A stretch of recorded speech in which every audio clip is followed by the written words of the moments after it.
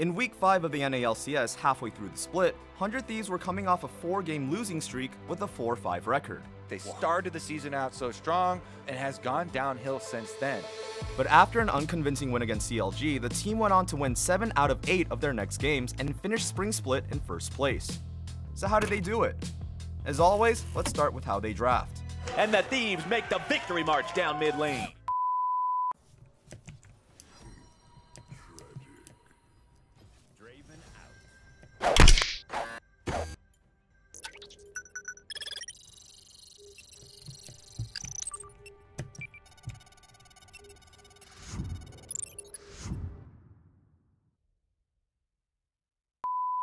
While not always possible, 100 Thieves put heavy emphasis on getting mid laners that can easily get priority and roam. Ryu ended the regular season with 11 games on only 2 champions, Ryze and Taliyah. Both champions have an easy time getting priority in lane because of their strong wave clear, which lets them roam and impact side lanes. With Ryze, 100 Thieves will then look to put Ryu in a side lane during the mid game.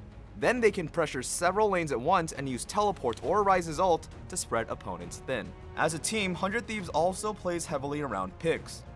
They often draft champions that let them catch out an isolated target, then look to translate 1 or 2 pick-off kills into bigger objectives. Going back to those mid picks, Ryze can use Rune Prison and Taliyah has Seismic Shove, abilities that can catch or CC chain targets. And while not always present in their mid lane champions, 100 Thieves always have some form of hard CC that's easy to follow up on. In Week 6, it was Afro Muon Thresh and Blitzcrank. And in patch 8.4, they moved to Rakan because most of the league swapped to Xayah Rakan bot. In the jungle, Skarner, Zac, and Sejuani were highly prioritized for most teams. But more importantly, they gave Meteos the ability to start fights. And in the top lane, Ssumday isn't always blind picking, but he usually takes self-sufficient champions that don't need a lot of attention. Cho'Gath, Sion, Poppy, and Ornn made up for 7 of his picks in the last 10 games of the split. Looking at this, the main point is that in most of their comps, 100 Thieves draft for picks and rely on their most experienced players, Aphromoo and Meteos, to engage. But a heavy pick style doesn't work without good vision control. If a team can see you coming, they'll be prepared to react. That's why 100 Thieves usually start clearing vision in the Baron area around 20 minutes. They shove waves in the top and mid lane to keep the enemy from contesting. With vision denied, the Thieves then move in and out of Fog of War, threatening to take Baron and forcing unfavorable plays for the enemy. Let's see this in an actual game. In Week 7 against TSM grab a Mountain Drake after a small face-off. 100 Thieves quickly reset all at the same time, which means they can get on the map faster to set up their next play. Ssumday goes bot to respond to the push wave. Cody-san pushes top lane, Ryu clears mid, while Aphromoo and Meteos move to the Baron area to sweep vision and place wards. TSM pushes back the waves, but 100 Thieves immediately shove out mid and top again and dip back into Fog of War. With no vision, TSM push in. The moment TSM steps too far forward, 100 Thieves engage despite the numbers disadvantage. 2 quick picks onto Hauntzer and Mike Young give them a free Baron.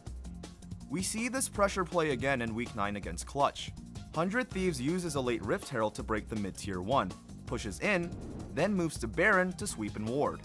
Clutch eventually pushes back in and 100 Thieves show 4 members to clear the wave. Clutch doesn't want to lose mid-priority again, so they take the bait and contest and end up trapped by a great Taliyah wall.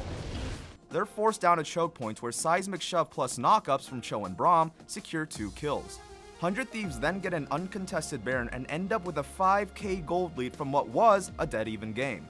So what made 100 Thieves so strong the second half of this split? While their individual players put on a strong show, it's mainly about their focus on pickoffs and draft, letting their most experienced players engage, and decisive vision play around Baron. For more league interviews and analysis, subscribe to our channel. You can also find stats, discussions, and more on our website and mobile app at blitzesports.com.